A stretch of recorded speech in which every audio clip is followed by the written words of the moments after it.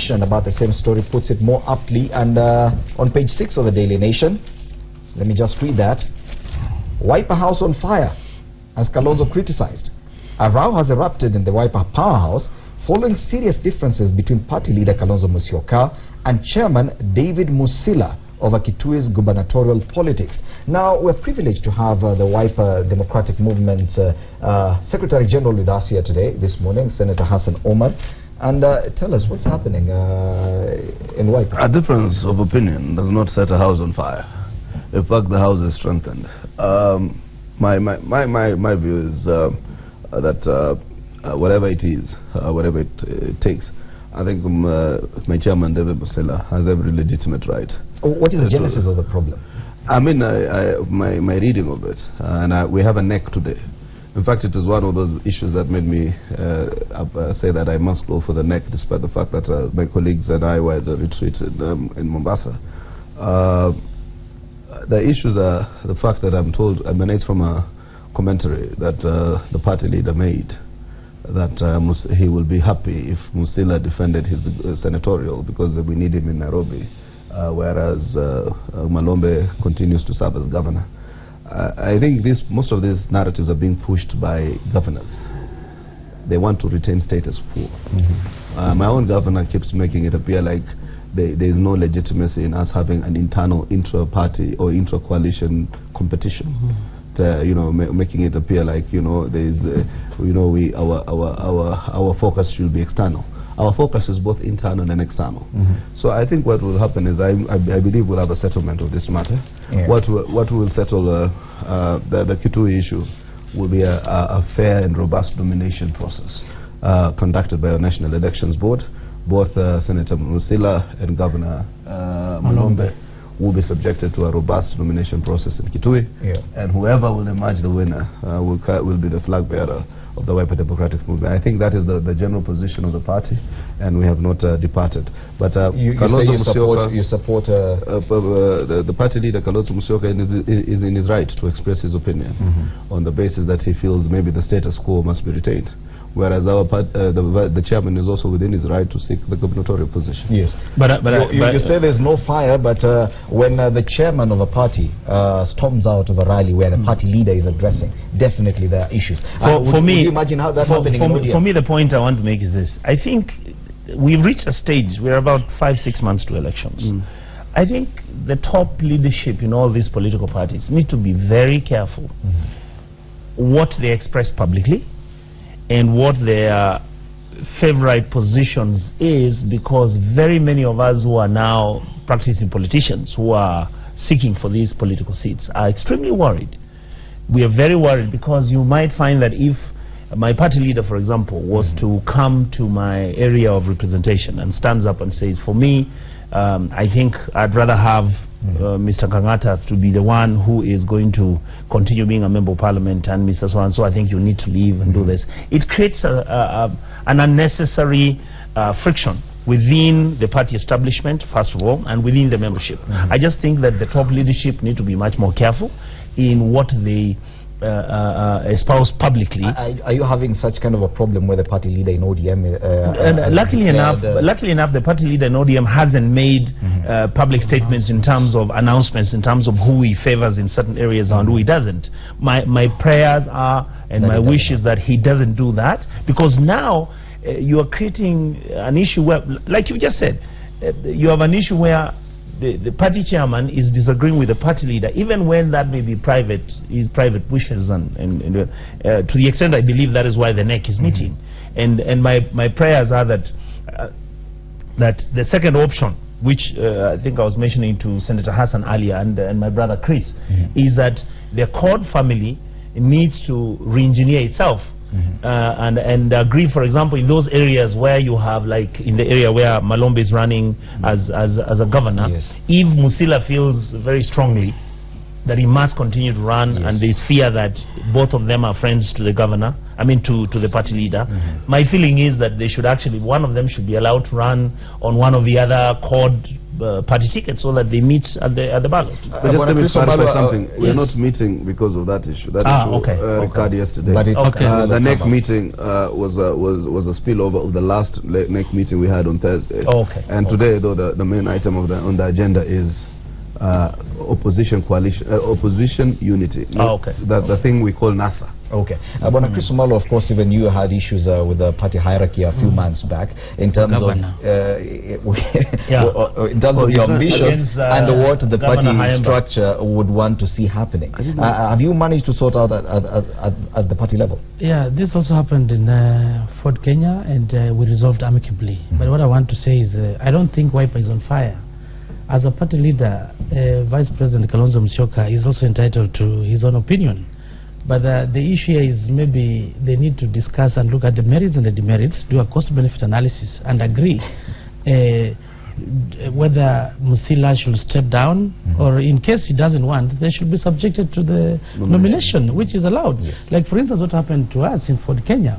Of course, I was rating highly. If I run now in Trans Nzoia County, obviously, Kayemba will be going home. But my party leaders, absolutely, my party leader spoke to me, and we met different stakeholders. The church, Bishop Crowley were with him. We had the Council of Elders. We had other stakeholders, and we looked at the merits and the demerits. And my party leader also gave reasons why he feels maybe I should not run for governorship. So it is a common happening across it's common. But the issue is this: you can have negotiated. Let me justify. Let me justify. You know what they say is their opinion. But now you need to sit down in a round table and agree, look at the merits and the demerits, look at the bigger picture. So indeed, if you are convinced, like myself, I was convinced. Of course, as you know, I'm still young, and I still have the potential. And I also need to be, the party leader needs me also at the national level as I build my profile. So I looked at it, we looked at the cost-benefit analysis, and overall, I agreed with him. And that's why I stepped it down, that let me not run, I ran for in 2022. But I had also an option. Maybe to reject what the party leader had said, so that we go for nominations. And let me finish. Even His Excellency President Uhuru Kenyatta, with the Kiunjuri issue. So it's not unique about Wiper or whatever party. The president came and asked Kiunjuri, I need you here so that don't go for governorship. And Kiunjuri, in his own wisdom, he has said, I'm following what the president has said, I'll not do it. So probably Kalonzo Musyoka should just come down and discuss. No, I think Kalonzo is perfectly in order. That was his opinion. But they'll discuss, and Musila might be difficult because looking at his age also, maybe he sees this is the only opportunity I can go for governor. I don't think he'll have maybe the energy afterwards to wait. So they look at the cost benefit as I said, and they'll agree. But if he doesn't agree, obviously they should be subjected to nominations. The suggestion seems to be that the party leader probably erred in declaring his interest publicly, or his his preference publicly. Probably they should have just sat in a private room and discussed this internally. It depends on the mitigation. Every case must be treated on its own merit. You know, so there is this hullabaloo that inter-party competition can ruin code externally. I don't believe that. We need to re-engineer even the support base, because some of these governors will be the reason we will lose. Quite a number of them will be the reason we will lose. You see this headline here: Joe has frustrated us. Mombasa Luos tell Raila Odinga. If Mombasa Luos can get frustrated, there's supposed to be 100% ODM government and county assembly. I can tell you, then these things could have a cost implication that you run the same candidate, then you risk the opportunity of apathy and loss. So for me, I think what happens on a case-to-case basis, Chris was magnanimous enough to say that I will climb down and allow a certain process to take place. It did not play out publicly. It did not play out. But for Senator Musila, I think probably he was caught off guard. You see, you are in a meeting, and my brother Onyonka makes a declaration. If you do not appear to have been angered or dissatisfied with that declaration, it might be misconstrued that you've embraced it. You know, you go into a meeting where your opponent is being crowned as a king, so therefore then everybody thinks, oh, if he was in that meeting, then he probably was party to that coronation. I'm sure even Jubilee has a similar problem. If at all the party leader, President Uhuru Kenyatta, came to Murang'a and said that now that you've declared to run for senator, that he prefers Kembi Getura, who you're hoping to unseat, and you should go back to Kiharu. Would you quickly just fold up and go back to Kiharu? Let me say it is not a good thing for senior politicians to come and start imposing leaders upon Wananchi. It is not. But there is an exception with this one of Uhuru Kenyatta. I wouldn't want to say the Uhuru Kenyatta incident reflects or can be used to justify the incidents of the other people. Why do I say so? Because this guy called Mr. Kinjuri, he was dithering. It was not very clear as to whether he really wanted to run. So for him, it makes sense on the part of the president to tell him, no, you go, you choose this one. But on the part of Kalonzo, was very wrong. Why? This guy has already invested a lot of money. He had already started to campaign in Kitui. And by the way, according to what I hear in Parliament, I don't know whether it is true or not, he's the front runner. The same happens to this guy. And by the way, I want to caution this guy. You have made a major political blunder. And let me tell you why. Political opportunities don't come twice. They don't come twice. You may be popular today. In 5 years, you may be unpopular, though I don't wish you that. But the point is, now that you are popular now, you ought to have rushed and grabbed that opportunity. So this guy got to attack. He's misleading you. Most likely, you know. No.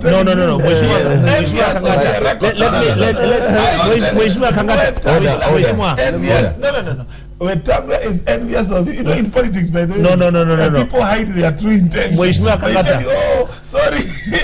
But the real thing, I'm sure Wetangula wants to finish this. No. I don't think my party leader.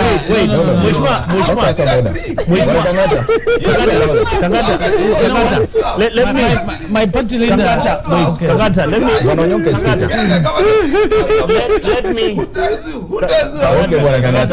Let me help you, my brother. You know, it's come up with wild allegations that I have to respond. We are not all evil all the time. In 2013, I actually wanted to run for governor in Kisii, but Prime Minister Raila Odinga called me, and he said for the stability of the party in Kisii, and because he felt that Governor Ongwae was a bit elderly than me, and he's somebody who had worked in government for a long time.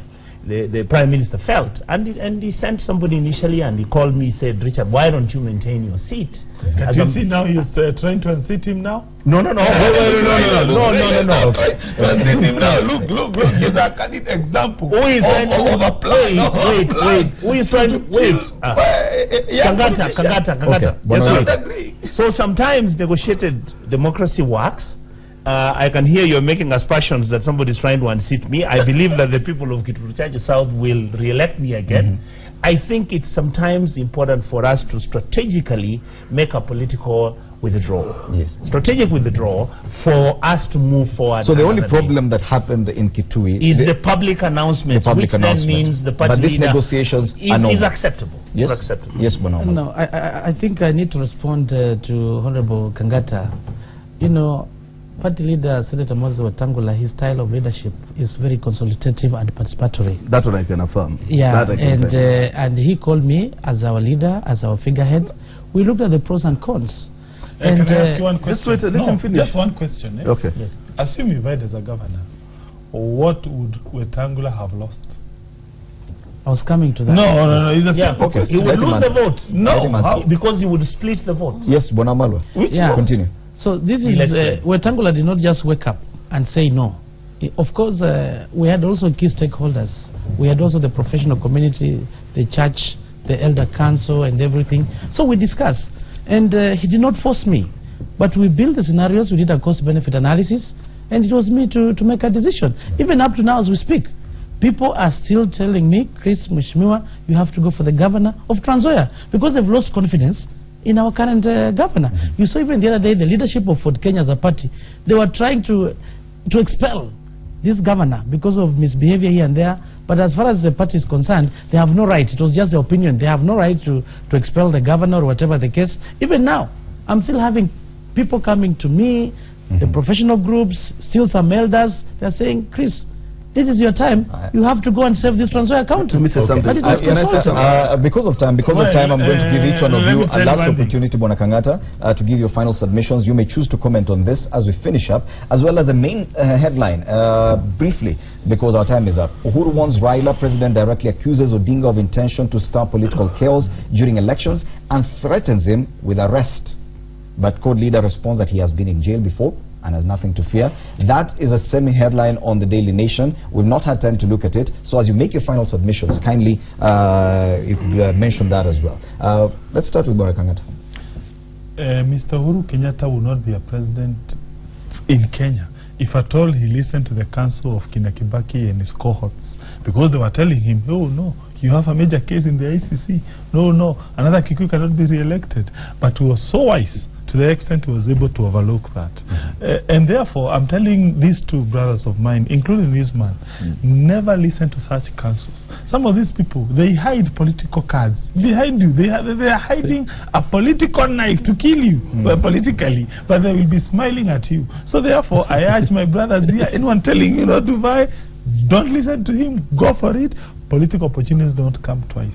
Number two, in respect to this statement, I want to say, Raila Odinga, in fact, I think it is very clear on the part of Raila Odinga that he's going to lose this election. So he is therefore setting a stage for him to get a reason as to why he will have lost. Otherwise, no. Otherwise, I don't see why. This guy won. We agreed to almost all his demands. He wanted a new IIBC. We did that. I don't know he wanted what. Now that after we have done all that, he's now bringing other side issues. I would urge Uhuru Kenyatta, he has done a very good job to warn Raila, because indeed, if Raila continues this way, in my own opinion, I would urge the law to take its course and have him arrested. Thank you, Bwana. For me, I think I wanted to just say that there is nothing dissimilar about Kiunjuri's case and Musila's case, or the scenario in Wiper and that in Jubilee. I heard about Kiunjuri running for senator ages ago, and what I think Kiunjuri was simply trying to do is to ask him, am I guaranteed of my position in cabinet? So we would have told him, I will guarantee you of your position in cabinet. Let the grand old man Gigi Kariuki, who I say must be honest, is a stabilizing factor in the Senate. Some of these old men are really Solomonic in terms of giving us the stability in that Senate. So I think it's told them let him lead. Secondly, I can tell you, for me, it will be a major disappointment for the majority of the Mombasa people to pull out of the race for governorship. As I said, there is not a single unit of Mombasa's formation that is not frustrated. So the Luo community, the Luya community, Kamba community, the business community, the youth. You know, the only people who are not probably who are not disgruntled are Chris Brown followers. But that said and done, for me, I want to link. I want to link that headline to this headline. Raila phobia used to get Jubilee voter numbers. Uhuru and allies scare supporters that Raila will harm them and their businesses. Opposition paints government as corrupt and tribal. So all of us are doing some form of ethnic engineering. Yes. In terms. So in fact, I told my colleagues the other day, when you keep telling us all the time this tyranny of numbers, we must remove it. Do you think the Kikuyus and the Kalenjins are not hearing us? They also take this message very seriously. You want to remove us to punish us, in quotes. That's what was always done. So we will also mobilize to punish you. So I think what happens is we need to create some sanity in our political space, that we need to realize that these are not governments for Kikuyus or for Luos or for Luyas. For instance, I'm neither Kikuyu, I'm neither Luo or Kamba or Luya. So when because if you look at the contenders for the presidency in the Code Coalition within these three formations, we're not going to give any of these tickets to create a Luo, a Kamba, or a Luya government. We want to create a government for all Kenyans. Okay. So let us have that at the back of our minds, that we are creating governments for all Kenyans. That the Kikuyu is as aggrieved as any other Kenyan in terms of when the economy is not doing well and when corruption bites and when ethnicity is the mainstay of government. Okay. Thank you, Hassan Omar.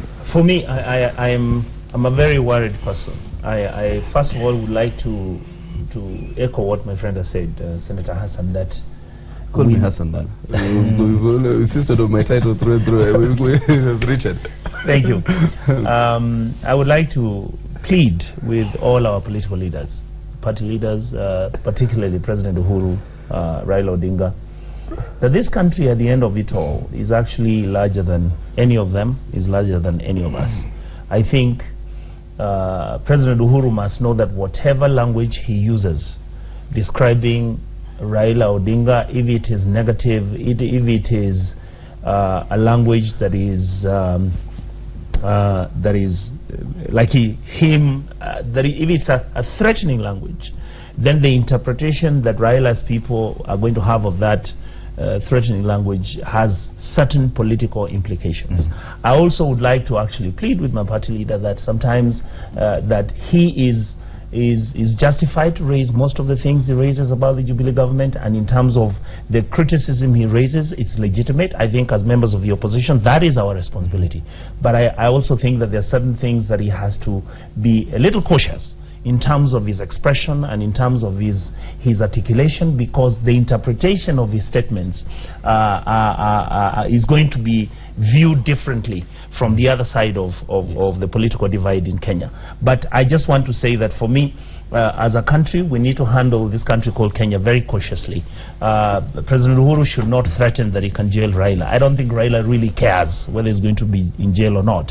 I think President Uhuru should know that he's the president, should know that the law exists, should know that he can cautiously ask Raila to be much more accommodative and much more receptive pertaining to whether Jubilee has succeeded or not. But I think we need to be very, very cautious because of 2007. I mean, I was there, I saw it coming, I saw the statements we were making, both sides of the divide, and we saw where our country went to. And I think we need to be very careful on what we say. Thank you. First of all, I want to say the president has no powers to jail anybody. We have the institutions which should take charge, and these institutions are independent.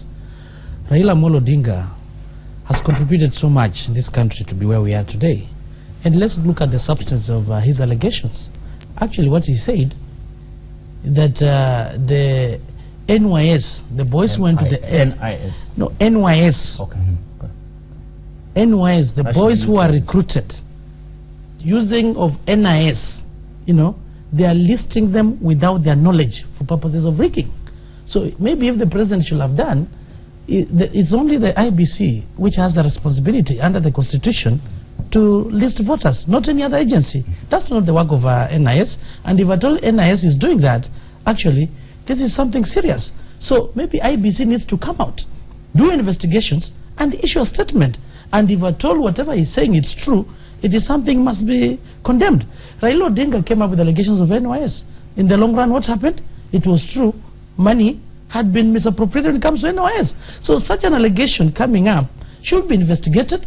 And Raila Amolo Odinga has a right to whatever he has said. Of course, if you are looking forward to go play a game and you are seeing maybe the opponent has getting undue advantage, you have a right to do that. So what I'm requesting is His Excellency the President to be tolerant, and this is the highest time that IBC must be able to investigate this matter. And if at all it's true, NIS is helping in listing NYS youths without their knowledge, it is totally something which